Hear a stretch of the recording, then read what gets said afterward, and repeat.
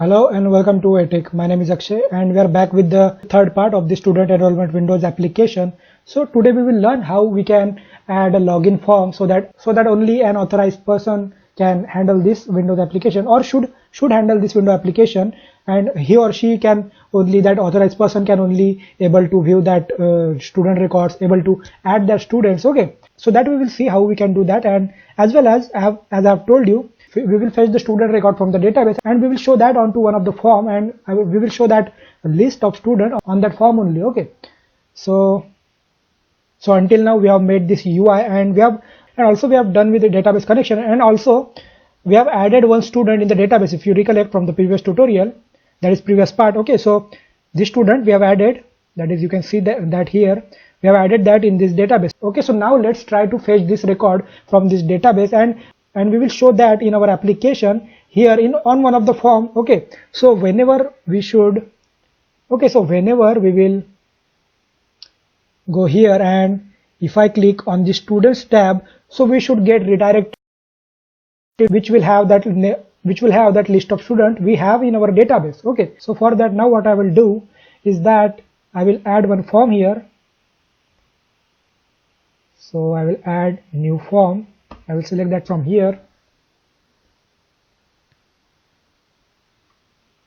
and I will name that as student record form.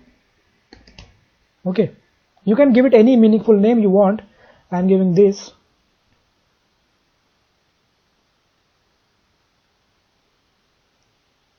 Okay, so to show the students from the database, that is the list of that student, what I will use one grid view. Okay, so what is this grid view control is basically, in that we can show that data in a tabular format. Okay, so let me show you that.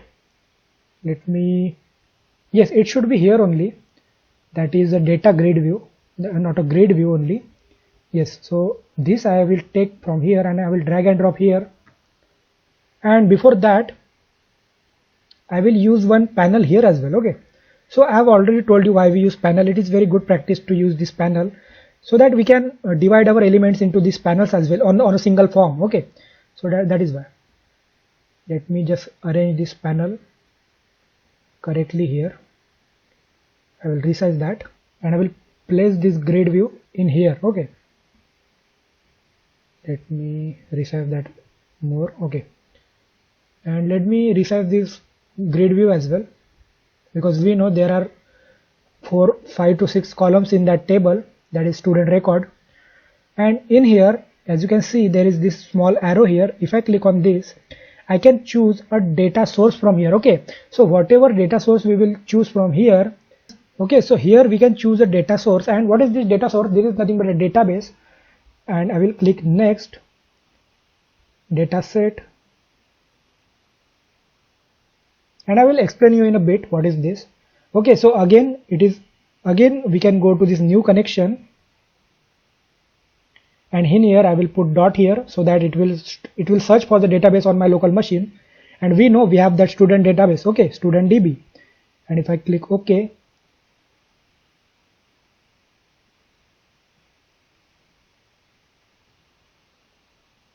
okay, and if I click next here, and it will save the connection string something like this in the app config. Okay, so I will show you that, and even I have not shown you the previous connection string that entity framework has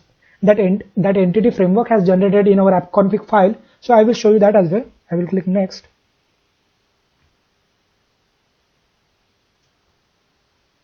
Okay, so here what we want the student data only, and also for now we are having that student table only in that database. Okay, so we can select the student directly here, and we want all the columns from here.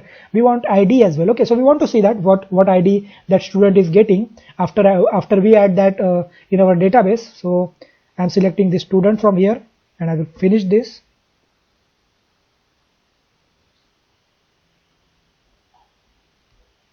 Okay, so if you guys can see, they have already, the data grid view have automatically using that data source have added these columns here. Okay, so all these columns from that database.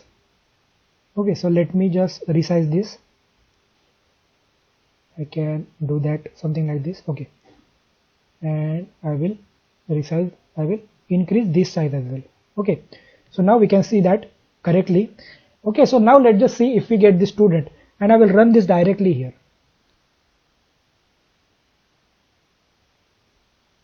And yes, but before that, what we want to do, if I onto this student menu here, and if I click on these students, so after that this form should get generated, that is this list of student form. So for that, we know uh, we have to write a code so that it will redirect it to this form, and in that, and from where we can do that, from this home form. And in that, if I go to view code, so here, so in here we know we have to generate a double click event, something like this, just like this add student button, add student tool strip menu item dot click button. So just like that, we will create a event for this students as well. I will double click on that, and that event will be generated. And in this, we know what form we want to show. Whenever we click this button, we want to show student record form. Okay, equals to new student record form, and we will show that like this. Alright, now let's run this. Okay, so if I go to this menu students, and if I click on the students, so we are getting that form, and also we are getting that student which we are having in our database. So that information we can see that here. Now we can do some styling here. Okay, so we can change the font of this table. We can change this name as well, that is this heading, as well as we can get rid of this row from here.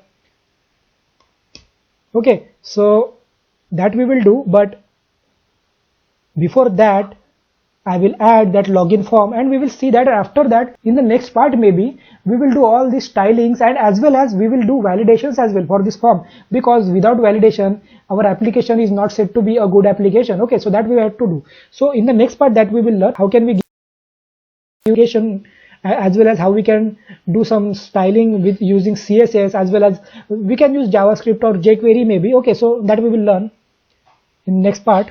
But for now, we will use one login form here, so that only can authorized user should handle this application. Okay, so let me add one form here first.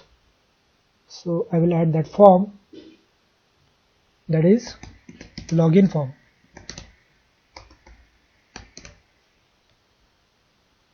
I will add that, and let's just use one panel here quickly.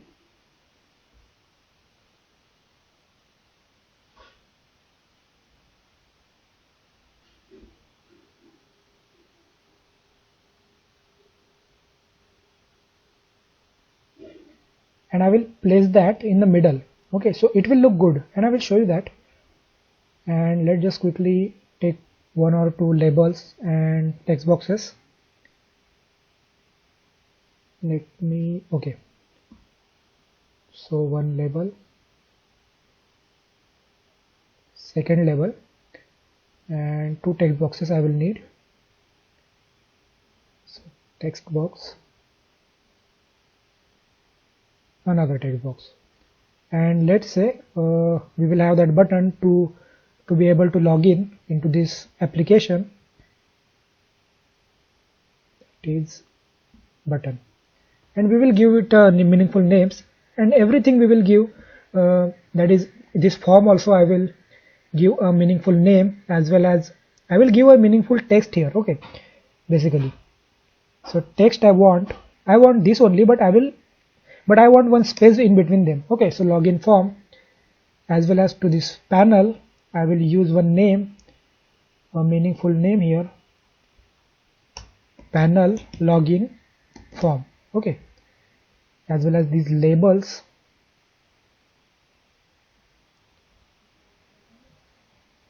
not event I want to generate, that was by mistake.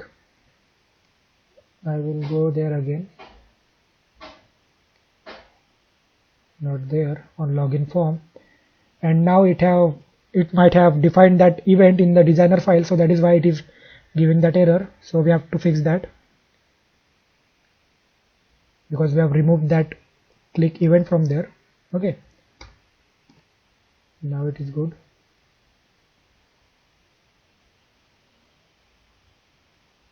Okay, so I want a name for this button, that is this label as well, and I want text as well. So what will be text? That is username. Okay, and name also should be meaningful. Label username, because we know if you want to find these controls in the future to have some operations on them, so these are very meaningful, so there should be this very meaningful name so that we can find them. And I've told you in the previous part as well, this same thing, why we should use meaningful names here. Label password, and here it should be password. Okay, and similarly onto these text boxes I want to give meaningful name. That is, for these text boxes we will use meaningful names, not tct, txt box username, and for this as well txt box password, and for this button as well we will use btn login. Okay, and we will give that a name, maybe submit, or maybe we can give login only. Okay, so login, that will be meaningful name. Okay, now I will just arrange this properly here. Username,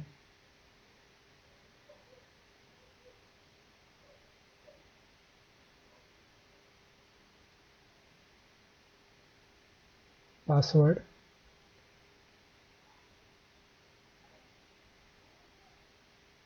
username text box, and password text box, and that button should be here, maybe in the middle.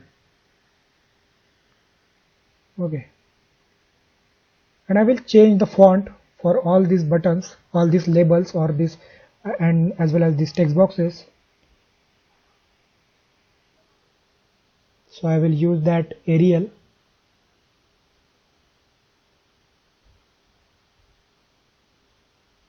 black, and font will be 12. Okay, and similarly for password,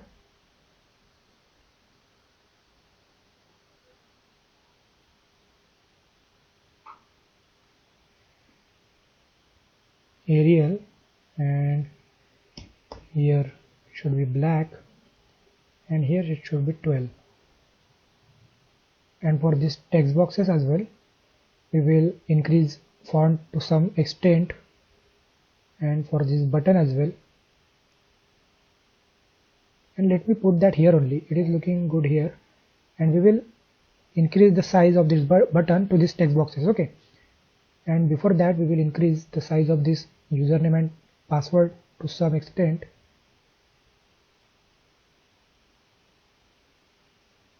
and let me place that here only to the middle, so it is looking good. And we will just change the font of that as well as color.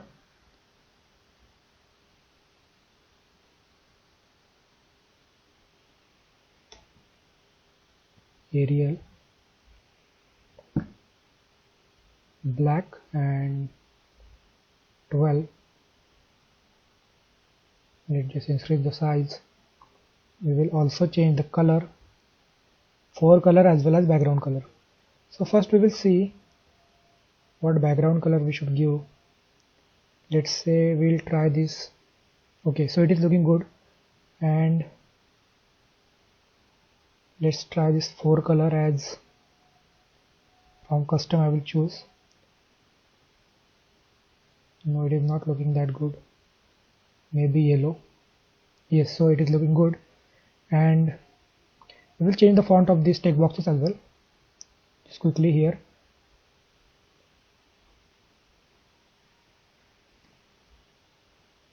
Arial, black and 12, and similarly for this text box as well.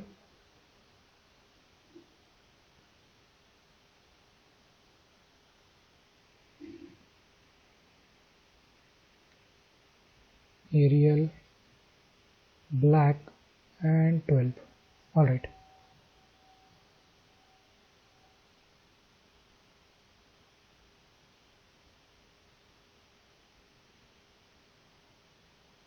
Okay.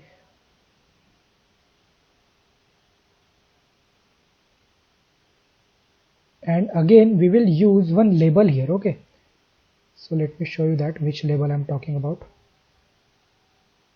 and I will just increase the panel size somewhat here.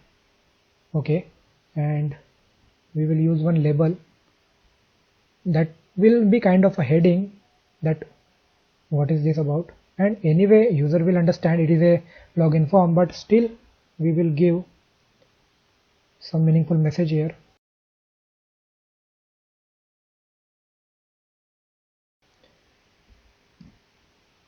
Black and maybe 14.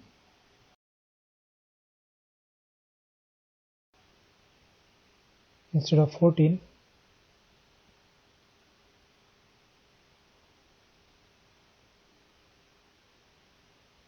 let's say 16. Okay, and I will change the color of that as well. And before that, let me change this text. So login to continue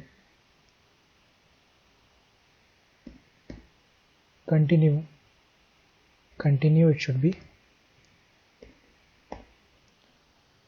And lastly, I want that label's color to be green maybe. Okay, so it is looking good.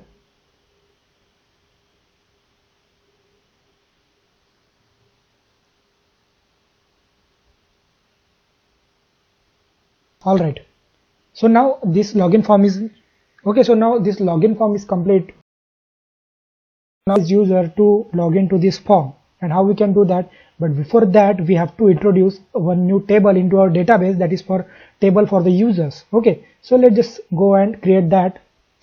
I will create one table here, create table user, and let's say I will use student enrollment user. Okay, that should be only single L, and let's say we will have first a user ID, and that will be int, and that will be a primary key for this table, and identity column I want that, because then we don't have to provide a value for this column. User name, not a username, I will use just a name, because there will be another column as well named username only, and that will be a username and password username. Okay, so that is why this should be the name of user, and this should be the username.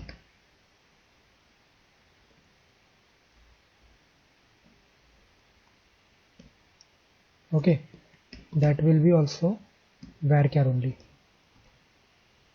50, and we will have a password there as well as a data type as varchar only. Okay,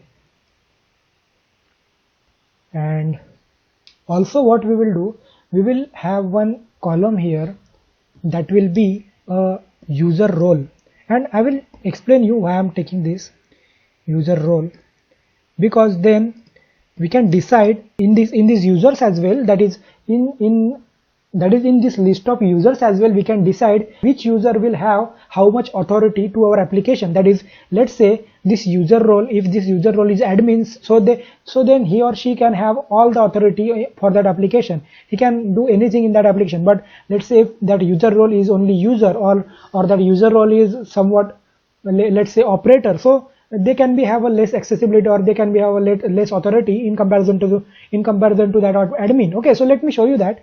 Let me first create this, what kind of authority we can give. So I will provide varchar for this as well, and let me give comma here, and let's just create this table. And let's say if it's created, so student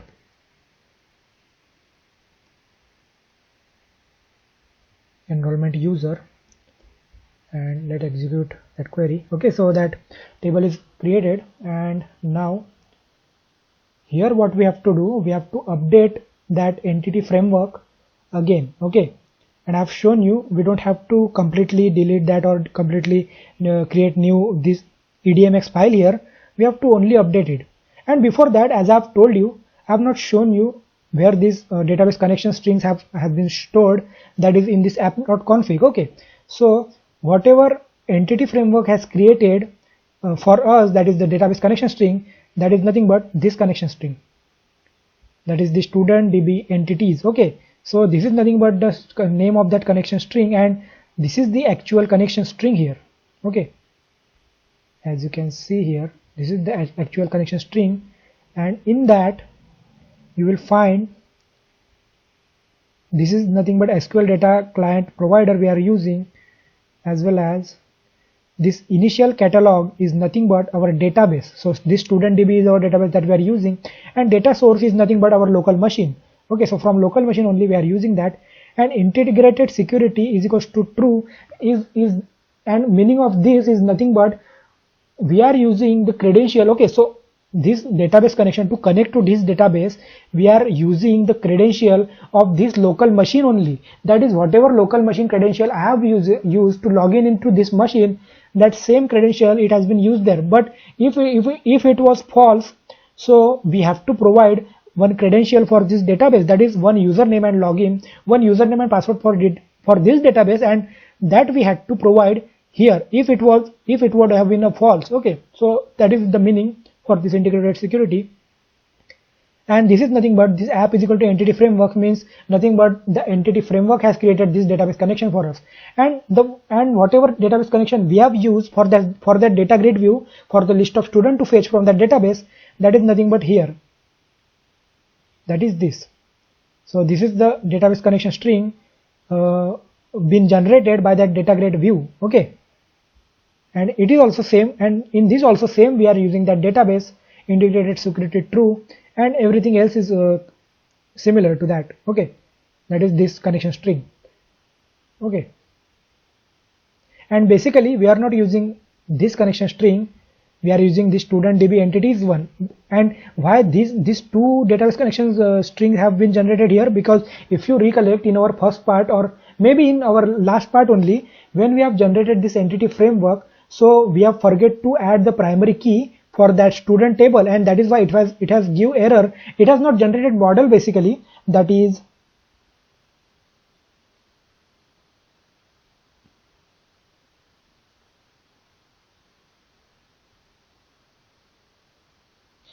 this model, it has not generated that before, and that is why the previous connection string was this, and after we delete this ADMX file from here, and after that we have again generated that. So that is why next time this was the connection string has been generated, and we are using this connection string only. Okay, so if you see here, if we go to this student form, and in that right click on and in view code, so we are using nothing but this connection string. Okay, so student DB entity is 1.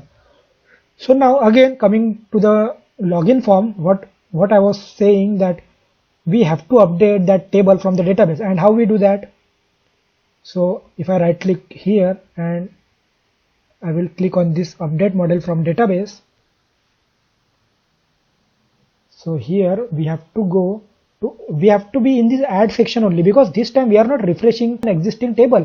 Instead we want to add that new table that is we have created here, that is this user table. So for that we have to add this only, and we have to go here, and in here we will see that whatever new student, whatever new table, if it is there, so we are seeing that so we are getting that. So this is nothing but student enrollment user table. We want to add that in our model. Let's finish that. And this time we have added that primary key as well, so it should generate that model.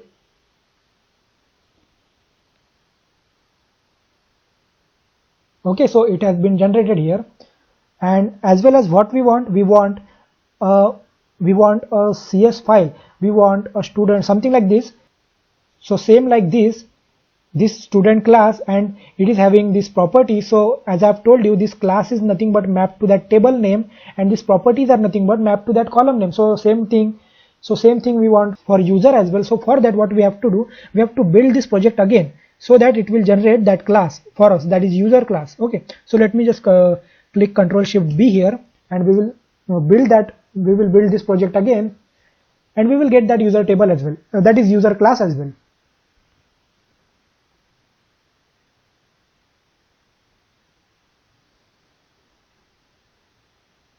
So as soon as this building process gets finished, we will see that it has generated this CS file. Okay, so student enrollment user.cs, and this is nothing but also mapped to that table, that is this student enrollment table here.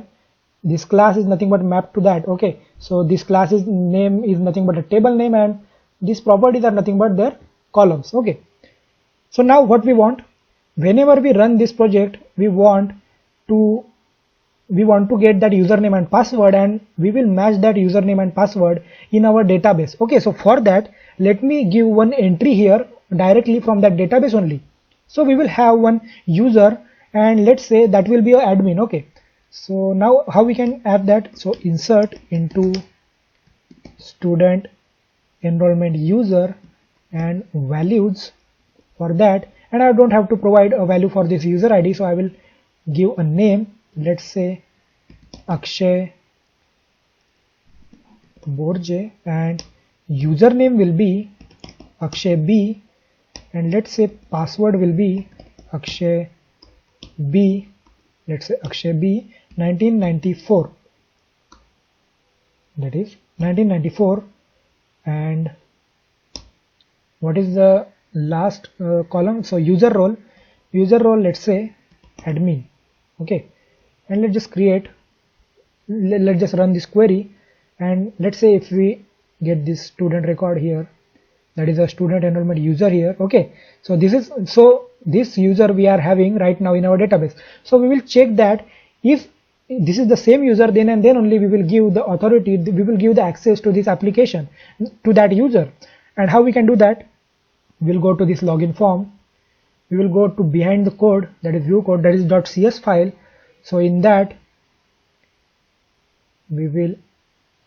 let's say we will have one new method here, and we will call that in this login form constructor. Okay, so private void, let's say user authentication check will be the name of this method. And in here what we will do, so we need to check these text boxes, so we need to check this text boxes data with our databases record. Okay, so how we can do that? Let's just use that connection string again, student db entities 1, and we have to create a object for that as well. And after that, what we will do, we will create the object of that student enrollment user class like this, and in that we know we have to check only a username, which should be, and we will check that in the if condition, that is here, if that user name equal that text box username dot text, and as well as, so and condition we have to use because we want to check both the condition. Both the condition should be valid. Okay, so that is student enrollment user dot, and what we will do, we will take this in a separate variable so that we will not get this much code here, that is this much long code here. So username is equals to, first we will find that student enrollment, and yes, we don't have to use this object here, we are not adding anything there, we are just checking there, that is if it is so, if it is present in there. So for that, what we have to do, we have to find that username from this database first. Okay, so that we will find in that variable. So how we can find that? So db dot student enrollment user. So from where the student enrollment users we are getting, so at the time of student form I have shown you, that is this context file.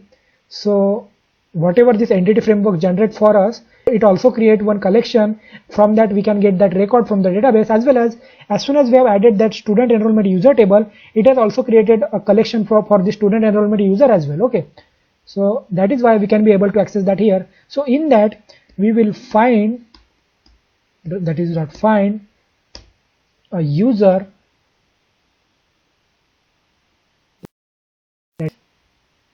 it has that user, that is text box username dot text.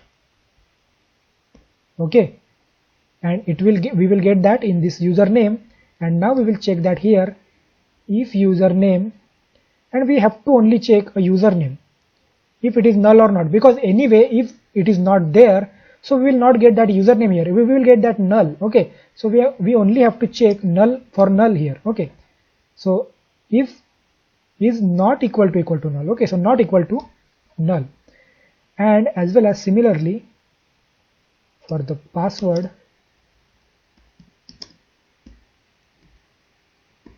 is equals to db dot student enrollment users dot find, and what is this find method is returning? It is returning that student. Okay, so it is returning that record. Okay, so it is returning that record, that is complete record, and not the single username. So that is why what we have to do, we have to only use that user only is equals to, we will get that user only if it is there. So now in that user we have to check if user dot username is equal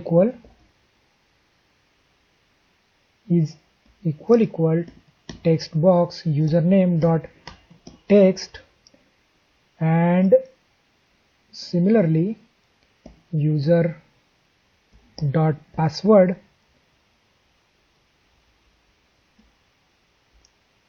is equal text box password dot text. So that we have to use that, this is how we have to check this. And before that also we have to check one condition, and which condition, what if we are not getting any user? So if there is no such kind of a, so user with this username, that is there is no record with this username in that database, so it will give the null to us. So it will give null to us. Okay, so that is why we have to check if user equal to, that is user not equal to null, then and then only we want to see further check further conditions. Otherwise we will provide one message here, that is message box dot show please enter correct credentials. Okay, and similarly we will use that else condition here as well, if it is not matching that username and password. Okay, so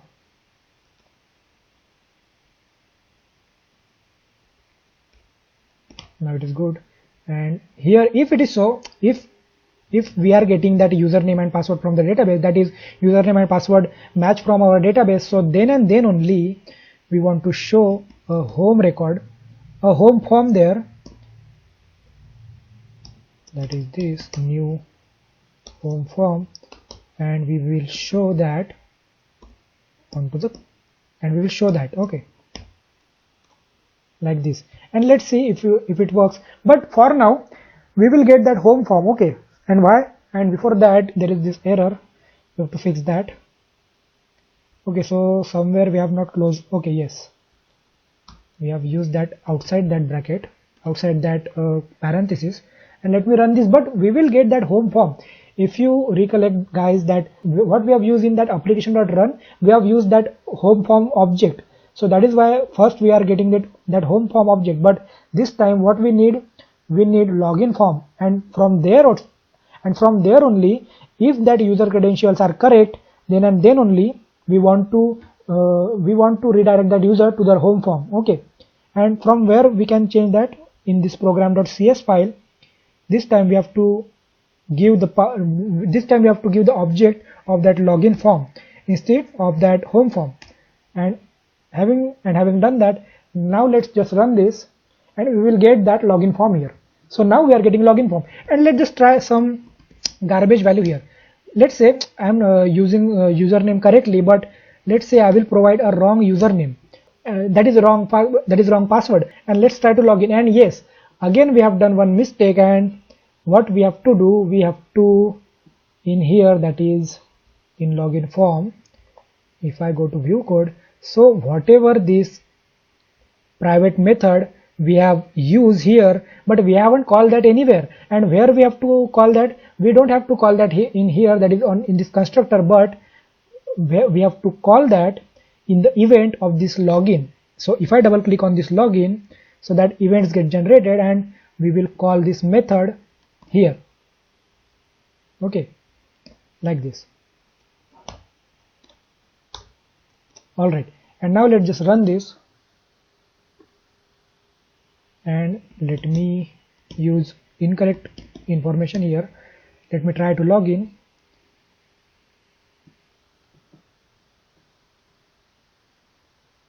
Okay, so first we are encountered with the exception, and for that what we can do, we can put that code inside a try and catch block, so that we will get the correct message for the exception. And let's just put all this code inside a try catch block, okay. We will put this inside a try block, and we will have a catch block here, that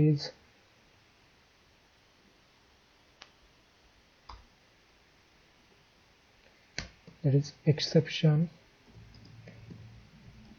and in that whatever exception, we will show that in this message box, okay. So message box so message box dot show, and in that we will show that message ex dot message. There is this property message that we can use. So now let's just see what happened. Let me put Akshay B there, after that Akshay B, and let me try to log in.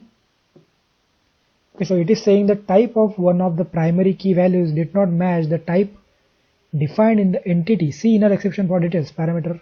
Okay, so now what we will do, again we will run this in a debug mode, and where we will put that debugger in here, and let me try to run this in a debugging mode.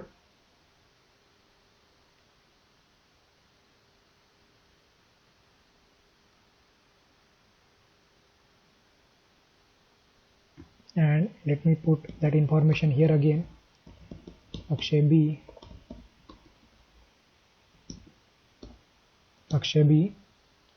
and let me log in, and let me just step over that.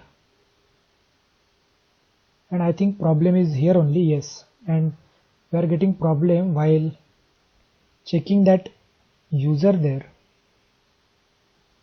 So I think there should be a problem fetching this record from the database. So that is why what I will directly use here, instead of checking that username here, something like this, what we will do, we will just get rid of this, all the code from here.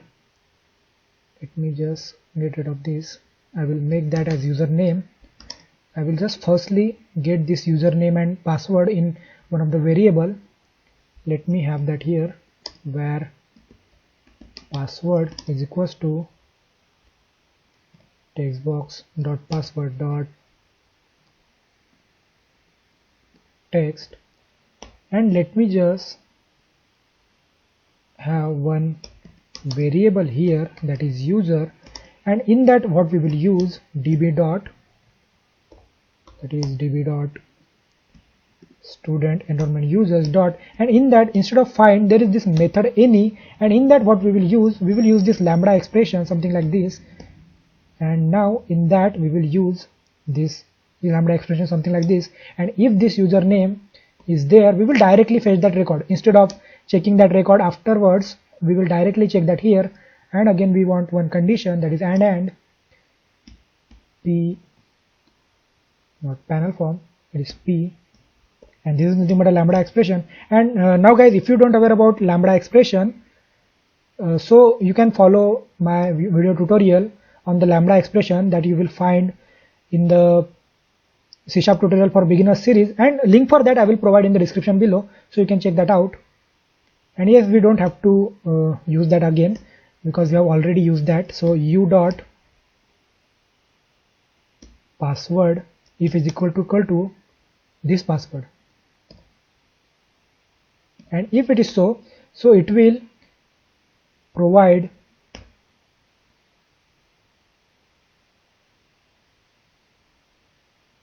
that is this any method will nothing but return a boolean. Okay, so if that user exists, and we will check that something like this, if user, if it is exists, so it will return true only, and if it is so, we will show that home form, and we will just get rid of all this from here.